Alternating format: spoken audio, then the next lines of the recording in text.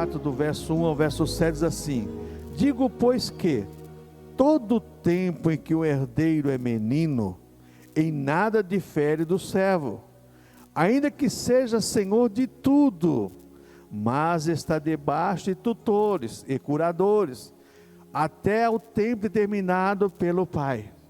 Assim também nós, quando éramos meninos, estávamos reduzidos à servidão debaixo dos primeiros rudimentos do mundo. Mas vindo a plenitude dos tempos, Deus enviou seu Filho nascido de mulher, nascido sob a lei, para remir os que estavam debaixo da lei, a fim de recebermos a adoção de filhos. E porque sois filhos, Deus enviou aos nossos corações o Espírito de seu Filho, que clama: Abba, Pai. Assim que já não és mais servo, mas filho, e se és filho, és também herdeiro de Deus por Cristo. Senhor amado, a tua palavra foi lida, nos ensina, Pai, em nome do Senhor Jesus Cristo. Amém. Irmãos, esse texto aqui, Paulo vai falar exatamente sobre a nossa justificação e a filiação em Cristo. Isso tudo é feito pela obra de Cristo na cruz do Calvário. E Paulo aqui, ele vai dizer aqui: digo, pois, que todo tempo que o herdeiro é menino, em nada difere do servo, ainda que seja senhor de tudo. Ele faz uma comparação, uma alegoria do passado, que aqueles ricos, eles tinham um tutor, um mordomo, para tomar conta do filho, até o filho adquirir a idade adulta. Mas agora Paulo diz aqui aos Gálatas, para eles imergir para a filiação de Deus. Então Paulo diz aqui: digo, pois, que trata de uma explicação da referência de Paulo aos herdeiros. Digo, pois, que todo o tempo que o herdeiro é menino, em nada difere do servo, ainda que seja senhor de tudo. Todo o tempo que o herdeiro é menino. Aqui você pode usar dois argumentos. Primeiro, distinguir entre a criança e o adulto, ou a vida normal com a vida espiritual. O cristão, irmãos, o cristão é alguém que nasce de novo. E você vai encontrar tanto em Coríntios, Paulo escrevendo à igreja de Corinto, como Pedro escrevendo, os escritores hebreus falando sobre essa questão do crescimento na fé. Porque nós nascemos de novo. O peixe fala assim: vocês desejai como criança o leite racional para que vá crescendo. Crescer de que maneira, irmãos? Na fé, no conhecimento do Senhor, em nossa intimidade com Deus.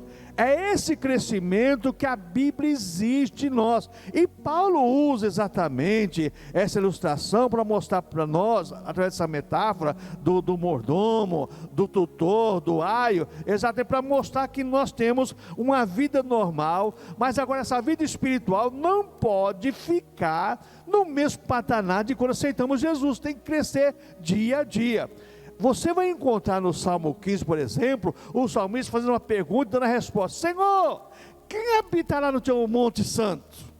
Aí ele vai dizer assim: aqueles que são limpos de mão, limpos de coração, que não fala e não age enganosamente. Quer dizer, ele vai mostrar as qualidades da pessoa, porque a preocupação dele exatamente era com as pessoas que iam morar no céu. No céu, uma comparação, ali é uma alegoria, o monte Sião com a Sião celestial. Então nós vemos Paulo falando agora, representando uma pessoa que precisa ficar sob a proteção de outro, o tutor, do aio. Agora, só que tem crescendo. O tutor, ele é alguém que instrui. O tutor não é simplesmente um supervisor, ele tem que ser um instrutor também, porque nas faculdades tem esse negócio de tutor, né? O tutor do TCC, o tutor não sei do que. Só que você vai pegar a informação com o camarada, e às vezes o camarada sabe menos que você. A verdade é essa. Porque quem está estudando, muitas vezes, pesquisa mais do que quem está já no banco, já com certificados. Porque o cara pegou o certificado, geralmente, pegou o certificado, meu amigo, puxa a cadeira, o freio de mão e tchau. Então o tutor não pode parar também de ensinar. tanto o aluno, a criança, o aprendiz, como o tutor tem que aprender dia a dia. A vida cristã é uma vida de aprendizado. Nós aprendemos com as mínimas coisas, irmãos. Com as mínimas coisas nós aprendemos. E muitas vezes, irmãos, o aprendizado, ele mexe com o nosso ser. E é aí que surge o problema. Porque quando nós aprendemos, quando a coisa mexe com a minha pessoa, principalmente com o meu ego, com a minha autoestima, irmãos, aí a coisa fica, não é bem assim, mas é desse jeito. Deus sabe aonde mexer conosco, e se Deus muitas vezes mexe com a nossa autoestima, é porque Ele nos ama, porque Hebreus diz assim, qual é o pai que não corrige o filho, a que ama? Deus nos corrige porque nos ama, e através do aprendizado nós somos corrigidos por Deus. Então Paulo deixa bem claro uma coisa aqui, olha, digo pois que todo o tempo que o herdeiro é menino, em nada difere do servo, ainda que seja senhor de tudo. A criança é senhor de tudo, mas ele é igual ao seu tutor, e o seu tutor é apenas o instrutor dele. Então, quando a gente vê essa questão aqui, de difere de servo e o escravo, está referindo à liberdade de ação, e não à categoria social, a liberdade de ação. O cristão é alguém que tem liberdade em Cristo, que você vai encontrar agora no capítulo 5, versículo 1, pode dizer assim, estais pois firme na liberdade com que Cristo nos libertou. Liberdade não é libertinagem. Jesus nos liberta dos pecados, Jesus nos liberta do mundo, Jesus nos liberta de um monte de coisa, só que essa liberdade não dá direito para mim fazer o que eu quero, pelo contrário, eu agora tenho um tutor maior, que é o Espírito Santo de Deus, que é o meu conselheiro, é o paráclito, é aquele que está junto comigo, me auxiliando. Ele é meu advogado, como Jesus é o nosso advogado. Só que tem uma coisa, irmãos,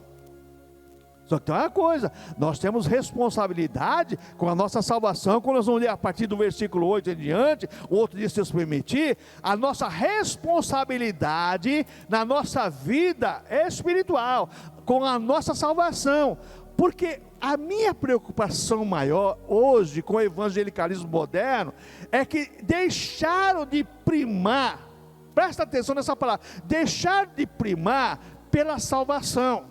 A salvação fica em segundo plano, as demais coisas em primeiro, e está errado, irmãos. Buscar em primeiro lugar o reino de Deus, sua justiça, as demais coisas serão acrescentadas. Primeiro eu busco a minha vida com Deus, para depois buscar as demais coisas.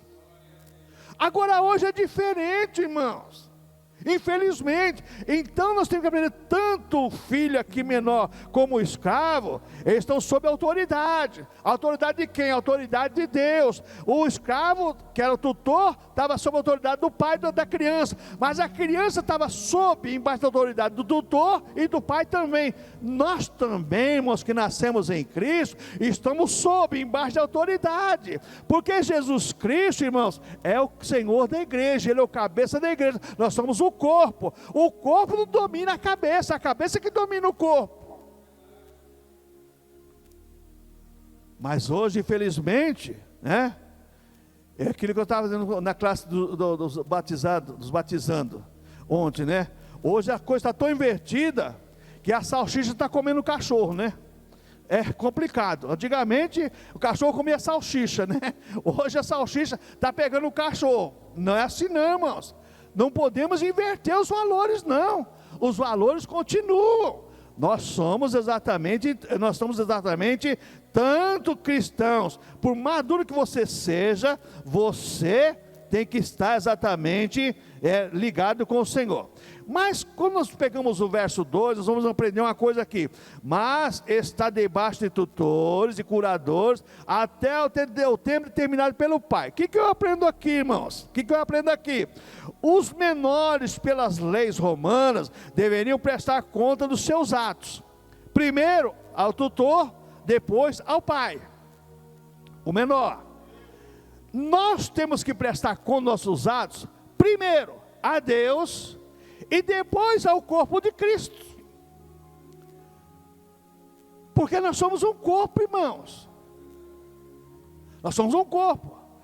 as nossas ações, nossos atos, eu não posso agir de uma maneira que eu venha ferir o corpo de Cristo, porque eu vou prejudicar vocês. O irmão não pode agir de uma maneira que prejudique o outro irmão, porque ele quer agir de uma maneira que ele goste ou que ele acha que está certo. Não, a Bíblia é o parâmetro das nossas ações. A Bíblia é o parâmetro das nossas ações. O que a Bíblia diz, diz. O que a Bíblia não diz, irmãos, não interessa para nós. Então, nós temos que tomar cuidado com isso. Então, tanto a criança como o tutor, eles tinham que ser responsáveis pelos seus atos. Sobre os tutores, até os 14 anos de idade, a criança ficava submissa a eles. Depois, ficava submissa ao pai e a responsabilidade dele com Deus. Sobre os curadores, até os 20 anos, né? Aos 25 anos. Porque o tutor, ou o supervisor, até os 14. Agora, depois entrava um outro, que era superior, aqueles chamavam de curadores, que ficava responsável pela criança até os 25 anos. Ele ia levar a criança agora à maturidade da sua vida como cidadão, e depois a sua vida com Deus. Então nós vemos aqui agora uma coisa importante: o tempo determinado pelo Pai. Qual é o tempo determinado por Deus para nós? Se hoje ouvires a voz do Senhor teu Deus, não endureçais o vosso coração. Se hoje ouvir. O tempo determinado por Deus não é amanhã, não é o ano que vem, é hoje. Tem um salmo que o salmista diz assim: o Senhor é já. Então as pessoas muitas vezes ficam protelando a sua vida espiritual. O ano que vem está aí, 2023, dia 1º de janeiro, vou começar a fazer regime, tá? É ruim. 1º de janeiro, Vanderlei dá risada, né, Vanderlei? Dia 1º de janeiro eu vou mudar. Irmãos, o que você quer mudar é hoje, não é dia 1º de janeiro, é agora. O momento é agora. Porque, irmãos, o amanhã não é nosso, o amanhã é de Deus. Porque se nós chegar lá amanhã, já não é mais amanhã, já é hoje, que é segunda-feira, hoje, vai ser. Então nós temos que tomar muito cuidado com esse negócio, ficar protelando a nossa vida espiritual. Não podemos, irmãos. A coisa é complicada, mas as pessoas não entendem isso. Não, porque se Deus quiser, Deus quer, mas eu quero. O meu querer é agora, não é para o que vem. Deixa depois eu vou aceitar Jesus. Depois eu vou ver isso. Irmãos, não é assim não. É agora, o negócio é agora. Então, o tempo terminado por Deus é agora. O Pai é que tem o controle de toda a ação. E não mais está debaixo de tutores, curador, até o tempo terminado pelo Pai. Qual é o tempo que o Pai determinou? Vamos ver o versículo 3 agora. O que diz aqui para nós o versículo 3? Assim também nós, quando éramos meninos, estávamos reduzidos à servidão, debaixo dos primeiros rudimentos do mundo. O que eu aprendo aqui, irmãos? Paulo está alertando os cristãos, no geral, em todas as épocas. Olha, quando você era criança, novo na fé, você tinha ainda alguns defeitos, mas agora, do passar do tempo, esse defeito tem que ser retirado da sua vida, porque a sua maturidade cristã, ela vai surgir no dia a dia, você vai se moldando. Assim também nós, quando éramos meninos, passado, a conversão é cotidiana, é dia a dia, Deus vai nos moldando pela sua palavra. Irmãos, tem louvores que falam profundamente no nosso coração. Se eu me humilhar diante do teu altar, você já pensou nisso aí? Parou para pensar? Se eu me humilhar diante do teu altar e sacrificar tudo, sacrificar o meu sacrifício, irmãos, Deus não quer o meu corpo para ser queimado, para ser crucificado. Deus quer o meu corpo para Ele habitar e ser glorificado. Só isso, e o seu também. Só isso. Nada mais do que isso. Deus não quer o nosso corpo como sacrifício veja bem, de sair sangue e carregar uma cruz nas costas. Não, Deus quer o nosso corpo para Ele habitar e Ele ser glorificado através das nossas vidas. Então Paulo está alertando os cristãos, em geral, em todas as épocas. Quando eram meninos, estava servilmente sujeito. Paulo usa isso como ilustração geral no sentido espiritual. Quando você era menino, agiu de uma maneira. Agora que é maduro, você tem que agir de outra maneira. Agora aqui eu me preocupo numa coisa, irmãos, numa coisa me preocupa aqui. Tem pessoas que nunca passam de estágio da vida espiritual. Um dia está lá em cima, o mês que vem está lá embaixo. Você encontra a pessoa, oh glória, paz do Senhor, irmão, tudo bem. Aí outro dia você encontra a pessoa, paz do Senhor, irmão. Mas nem paz do Senhor fala, só faz assim. Não amadureceu, não se aprimorou. Irmãos, eu sempre falo sobre isso. Eu tenho um certificado, inclusive rasguei, o ano passado eu rasguei, estava fazendo limpeza lá, peguei um monte de certificados, com uns 15 certificados, rasguei tudo. Esse certificado de coordenador de solda, coordenador do CEDOQ, certificado do Senai, certificado de ajustador mecânico. Eu nunca usei. Eu não sou ajustador mecânico, eu tenho um certificado. Mas eu não sou ajustador mecânico, porque para mim ser um ajustador, eu tenho que praticar. A mesma coisa é a vida cristã, irmãos.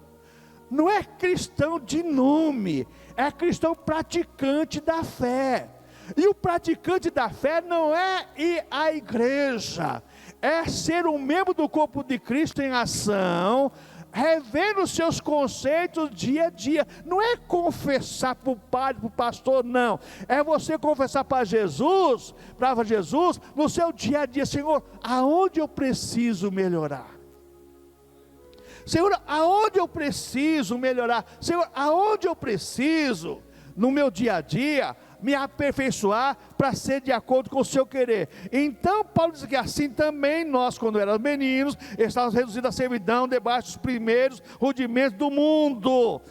Paulo mostra que as pessoas em Cristo não é melhor que um escravo, está igual um escravo. Agora a pessoa que é liberta, já não é mais escravo, ele é livre, para não agir conforme o seu querer, mas segundo o querer de Cristo. Outra coisa, rudimento do mundo no grego é estoqueia. Paulo faz a referência das crenças generalizadas. Agora aqui entra o problema, irmãos, sobre a questão do rudimento do mundo.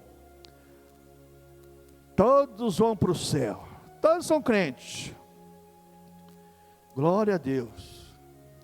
Não é bem assim não, irmãos. A igreja que vai subir, só Jesus conhece, porque está lá dentro do coração, está lá dentro do coração das pessoas. A igreja que vai subir, só Jesus conhece o interior do homem.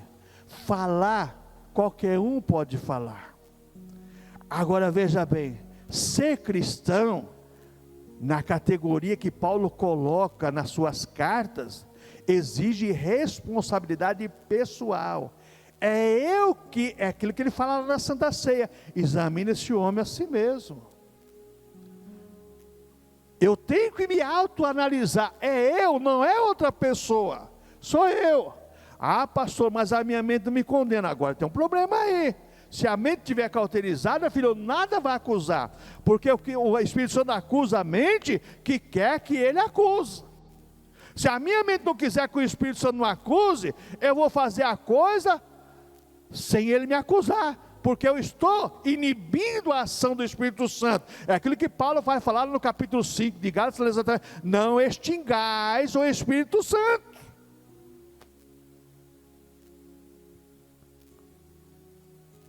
O que mais eu aprendo aqui, irmãos?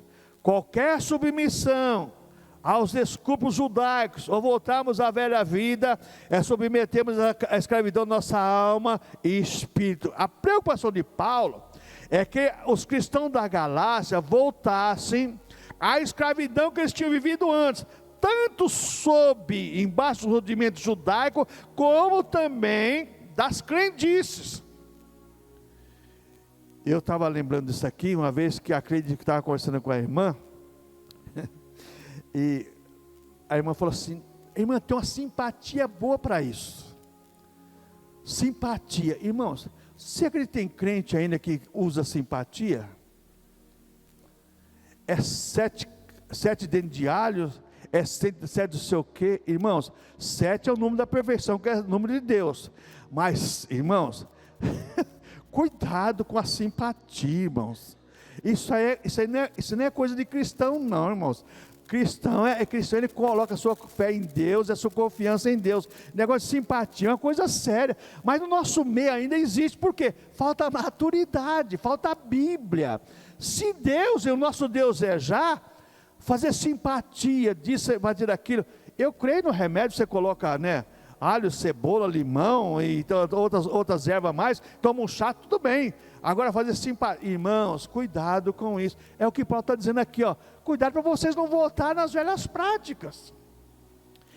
E o cristão que não amadurece na vida cristã verdadeira do Evangelho, não aprende com a Bíblia Sagrada, é fácil ele voltar nas velhas práticas. É fácil. Ele volta rapidinho, irmãos. Ele volta rapidinho. Por quê? Porque ele não tem conhecimento de Deus, ele não tem uma harmonia com o Senhor, ele não tem conhecimento da palavra de Deus, ele vive pelo que os outros dizem e pronto, acabou. Mas agora o verso 4, que é muito importante para a nossa vida de fé. Mas vindo a plenitude do tempo, que tempo é esse? Mas vindo a plenitude do tempo, Deus enviou seu Filho nascido de mulher, nascido sob a lei. Deus tem um projeto eterno. E agora chegou o tempo da vida do Senhor Jesus Cristo, nasceu de uma mulher, num corpo humano gerado pelo Espírito Santo, para ser santo. Essa é a plenitude do tempo, no tempo designado por Deus, execução do seu plano perfeito.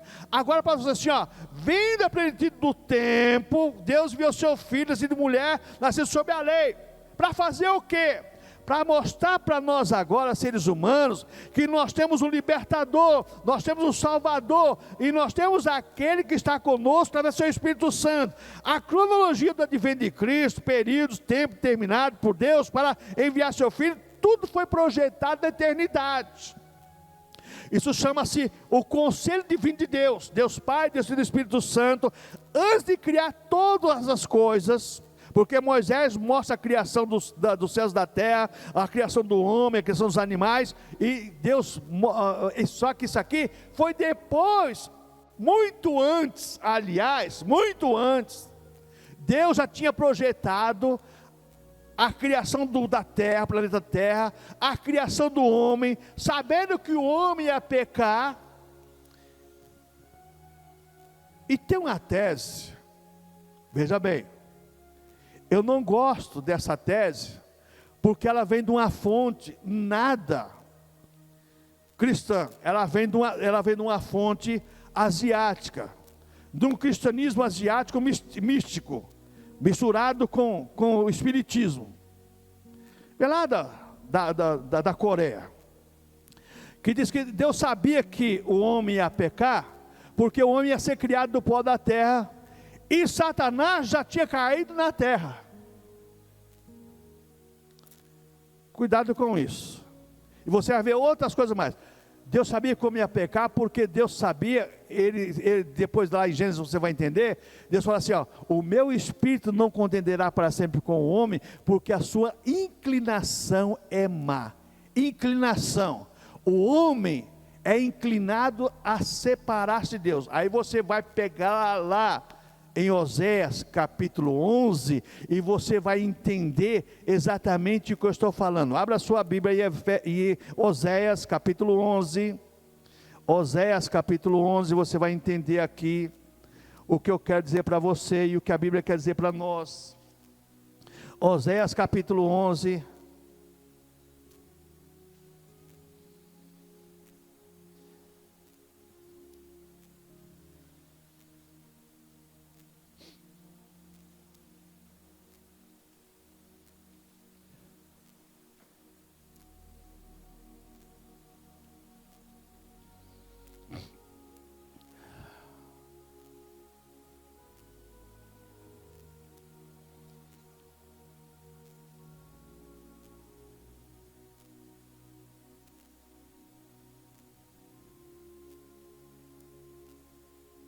versículo 7, acharam aí? Oséias 11, 7 diz assim: porque o meu povo é inclinado a desviar-se de mim, bem que clamam ao Altíssimo, mas nenhum deles o exalta. Deus já sabia que ia criar o homem, mas que ele era inclinado a outras coisas. O cristianismo não é diferente, irmãos. Jesus nos salva, batiza com o Espírito Santo, nos dá dom, limpa a nossa consciência das obras mortas para servir Deus vivo, mas existe uma inclinação humana, terrena, e essa inclinação nos leva para outros lugares. Para você entender, quantas vezes você já dobrou o joelho, e você está orando a Deus, falando com Deus, e o seu pensamento não está naquilo que você está falando?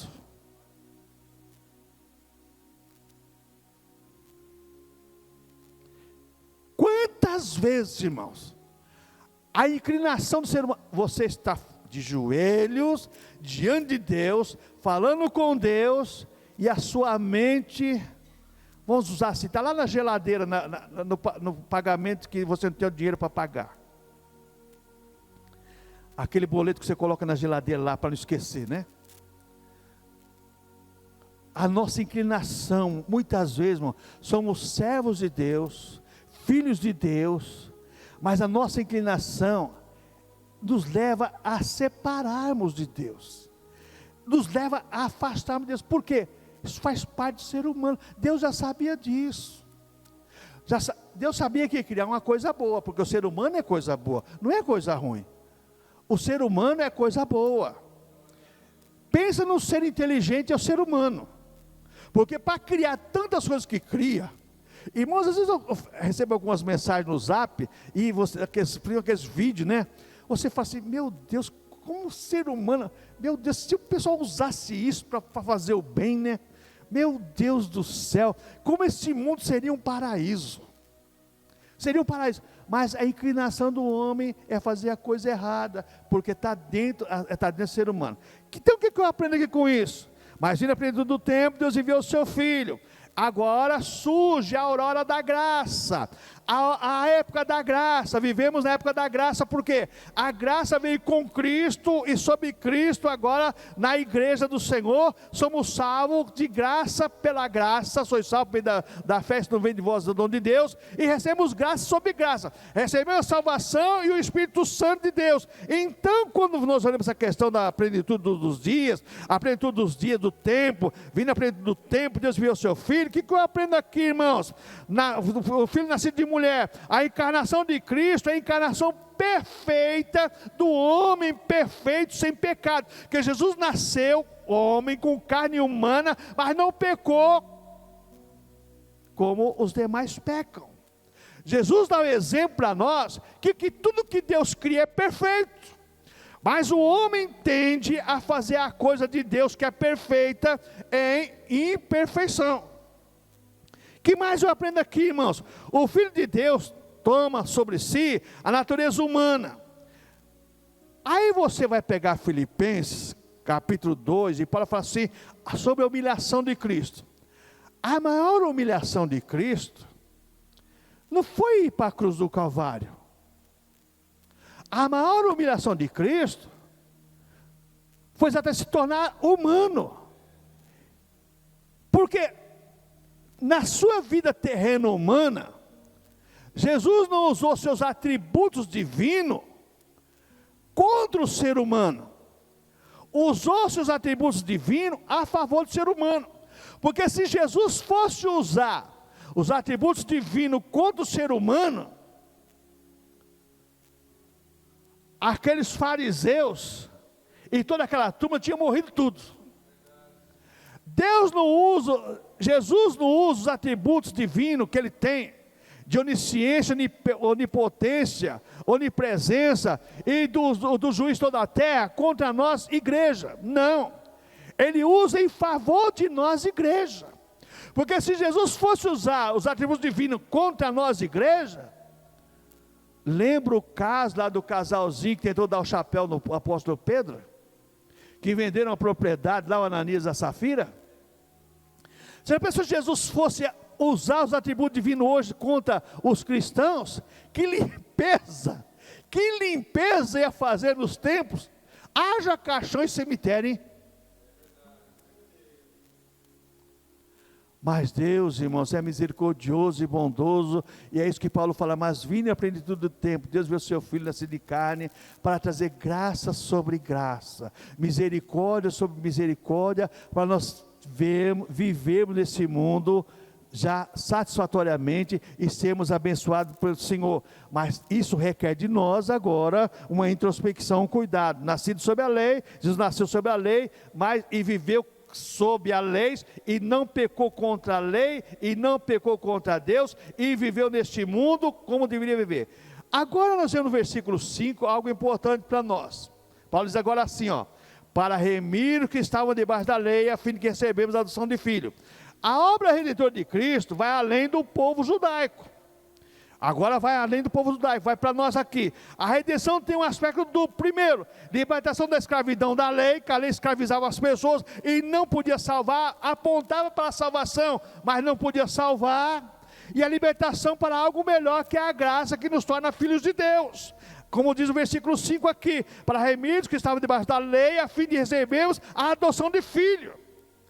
Irmãos, filhos tem que obedecer aos pais.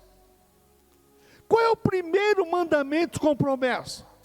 Efésios capítulo 6. Filhos, honra o teu pai e a tua mãe, que é o primeiro mandamento com promessa. Você quer ser abençoado? Honra o teu pai e a tua mãe. É o primeiro mandamento com promessa. Eu tive um pequeno, vamos usar assim, um desacerto, né? Vamos usar a palavra errada para falar o certo. Um desacerto com o reitor da faculdade por causa disso. Eu, graças a Deus, saiu a vaga lá no sanatório e tal para me internar meu pai. A hora que ele falou isso, eu caí em cima. Eu falei, rapaz, o que você vai fazer? Internar seu pai? Não, o velho só dá trabalho. Você não deu trabalho para o seu pai, não? Agora que seu pai está velho? Não, mas lá é bom, rapaz. Lá ele vai ter enfermeiro, vai ter médico, vai ter tudo lá. Pelo que eu sei, você tem condições, você tem convênio, seu pai também tem convênio. Irmãos, eu sei que a coisa não ficou boa para o meu lado. Só que tem um detalhe, irmãos. Eu mostrei para ele que o filho, ele como reitor de uma faculdade teológica, ele tinha por obrigação cuidar do pai dele. Obrigação. Hoje, irmãos, é muito cômodo pegar, sabe, e despachar, né? Despachar. Pastor auxiliar de igreja grande é uma maravilha. Auxiliar de São João Clínico, leva a ceia. Um dia eu fui levar a ceia na casa da irmã, cheguei lá, tinha a família podia, 2 enfermeiras, uma durante o dia e outra durante a noite, as 2 testemunhas de Jeová, só na cabeça da irmãzinha. Na última Santa Ceia que eu dei para ela já estava mais acreditando no Jeová do que em Deus, do que em Cristo. E para completar, depois que ela já estava testificando o Jeová, jogaram ela numa clínica lá no Ipiranga, numa clínica espírita.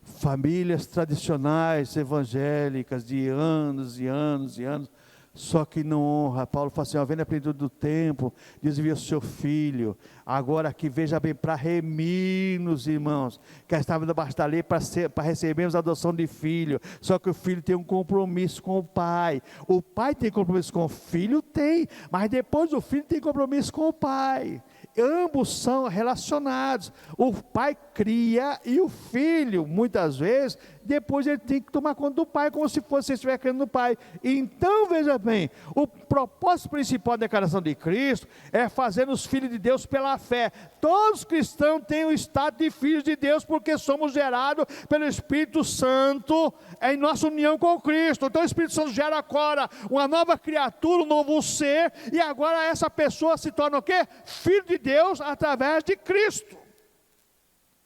É aí que eu vou entender, lá João escrevendo o seu evangelho, e a todos que o receberam, deles o direito de serem feitos filhos de Deus, a saber, os que creem no seu nome. Eu creio no nome de Jesus Cristo, eu creio na obra de Cristo, então me torna o quê? Filho de Deus. Se eu não creio em Cristo, na obra de Cristo, eu não me torno filho de Deus. Mas tem mais uma coisa que eu aprendo aqui agora no versículo 6. E porque sois filhos, Deus enviou aos nossos corações o Espírito de seu Filho que clama, Abba, Pai, Paizinho, Pai querido.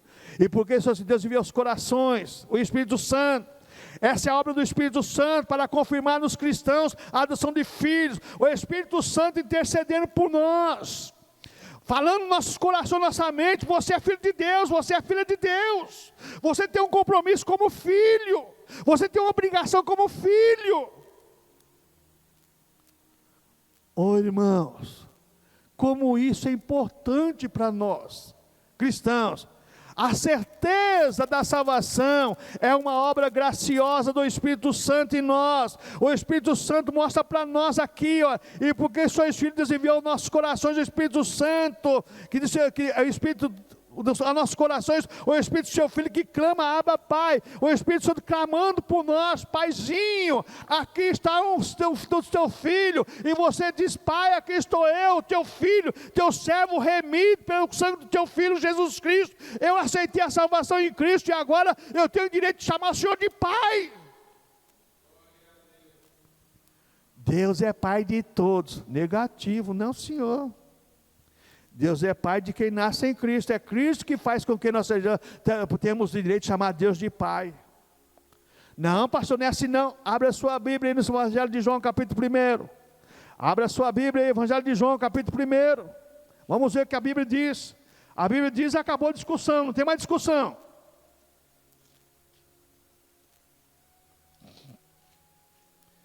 Aleluias, glória a Deus.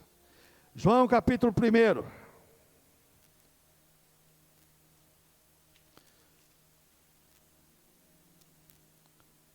Versículo 10 a seguir.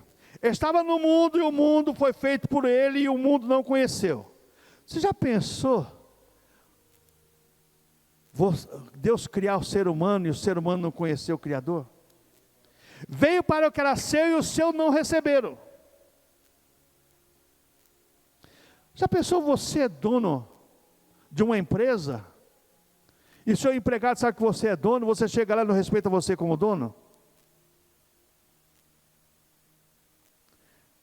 Versículo 12, mas a todos quantos receberam, deles o poder de serem feitos filhos de Deus, a saber os que creem no seu nome, os quais não nasceram do sangue, nem da vontade do homem, da carne, nem da vontade do varão, mas de Deus. E o verbo se fez carne e habitou em nós, e vimos a sua glória, como a glória do gênero do Pai, cheio de graça e de verdade. A todos que receberam, a todos que honram o Senhor Jesus Cristo, a obra de Jesus Cristo executada na cruz do Calvário, a este é o direito de ser chamado Deus de Pai. Deus não é Pai de todos, não. Deus criou a todos, mas é Pai dos salvos. Você pode dizer assim, eu tenho um Pai que me ama. Tem um louvor antigo, né? Assim, eu tenho um Pai que me ama, me ama, me ama. Lembra? Eu estava tentando lembrar essa semana, não consegui lembrar. Eu tenho um Cristo que me ama, me ama, me ama. É exatamente isso.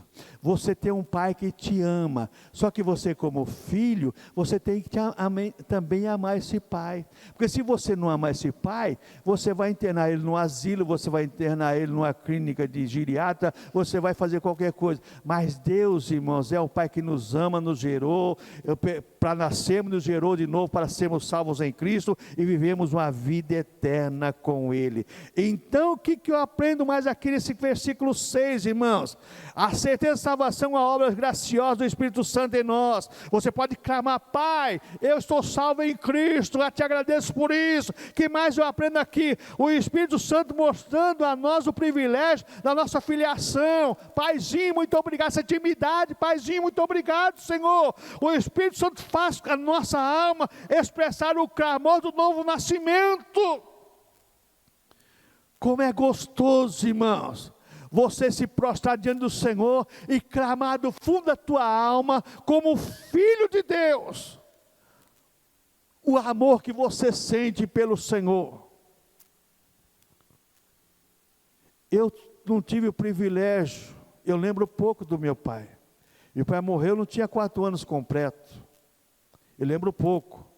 Mas eu lembro algumas coisas. Eu lembro do meu avô, do meu bisavô. Minha maior tristeza da minha vida foi quando eu perdi meu bisavô. Porque ele foi o meu pai praticamente.